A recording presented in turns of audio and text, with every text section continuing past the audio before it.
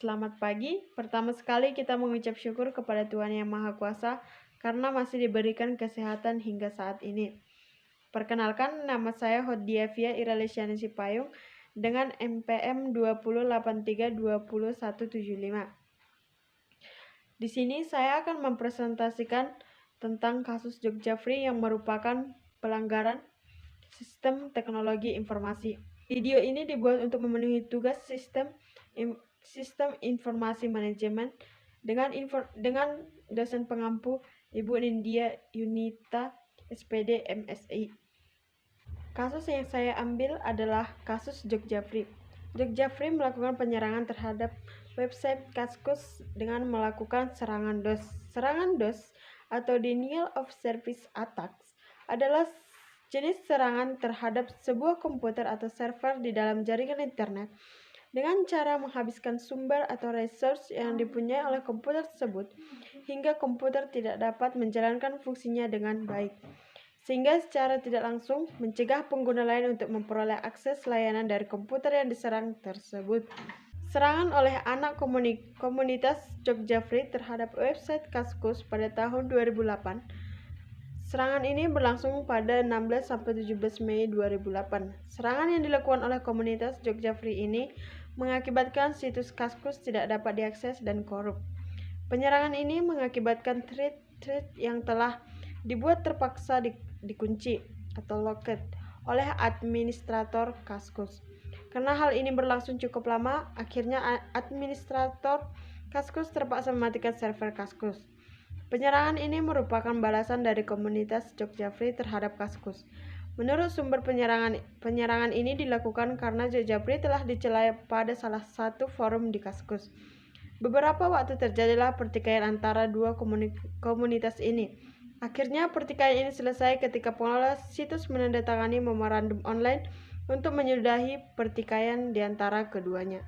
Dari kejadian ini, Kaskus meluncurkan server baru yang lebih dilengkapi dengan pengamanan data yang tangguh dan siap untuk menghadapi berbagai serangan dari berbagai pihak. Insiden yang menyerang DOS juga terjadi pada pertengahan tahun 2009 di mana domain .co.id sempat drop selama 4 hari akibat serangan DOS. Hal ini menunjukkan adanya kelemahan ccTLD-ID. Situasi ini sangat berbahaya mengingat domain.id merupakan salah satu infrastruktur internet Indonesia yang strategis. Kegagalan sistem DNS ccTLD-ID berpotensi menimbulkan kerugian ekonomi. Karena domain drop otomatis, para pengguna tidak dapat mengakses situs dengan domain.co.id. Bagi pengguna email di yahoo.co.id tidak dapat mengakses emailnya karena domainnya telah down. Beberapa saat setelah kejadian tersebut, administrator diberitakan melakukan maintenance terhadap sistem keamanan domain tersebut dan sampai sekarang masih dapat dinikmati oleh masyarakat.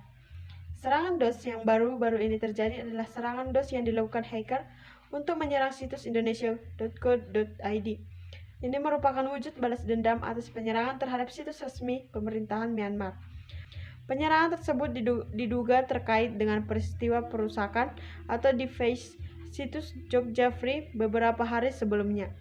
Penyerang yang mengklaim dirinya sebagai salah satu anggota Kaskus juga melontarkan celaan yang bernada mengejek di salah satu bagian forum Jogja Free.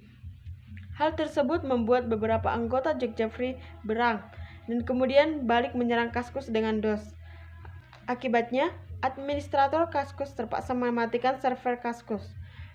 Perang siber antara kedua komunitas ini akhirnya selesai ketika kedua pengelola situs menandatangani memorandum online untuk menyudahkan pertikaian di antara keduanya. Pesan tersebut dipampang selama beberapa minggu di halaman situs masing-masing. Jenis-jenis serangan DOS. Yang pertama, ping of death. Ping ini digunakan untuk memeriksa utility ping untuk mengetahui IP dan jenis host yang digunakan. Ping ini sering kita jumpai di CMD pada Windows XP. Serangan ini sudah tidak terlalu ampuh karena proses yang cukup lama dan website juga melakukan update secara berkala. Yang kedua, UDP flood.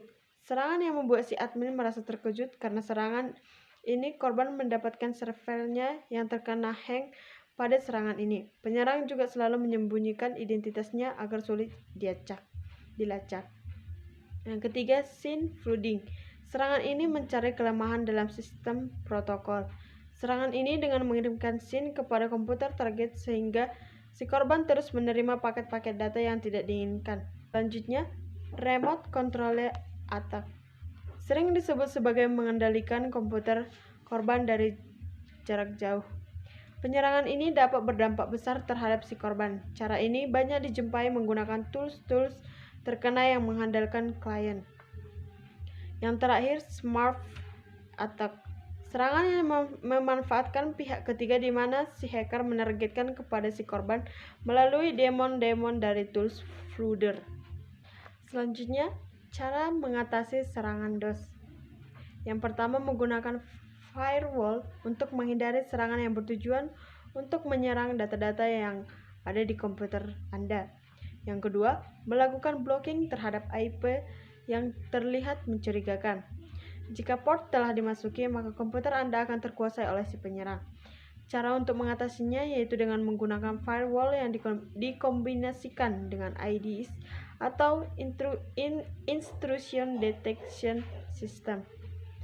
Yang ketiga, menolak paket data dan mematikan service UDP atau User Datagram Protocol. Yang keempat, menggunakan antivirus yang dapat menangkal serangan data seperti Kaspersky.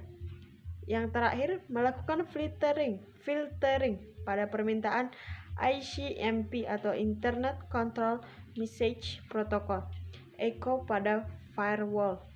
Demikian presentase yang dapat saya lakukan. Jika ada kesalahan kata, saya mohon maaf. Atas perhatiannya, saya ucapkan sekian dan terima kasih.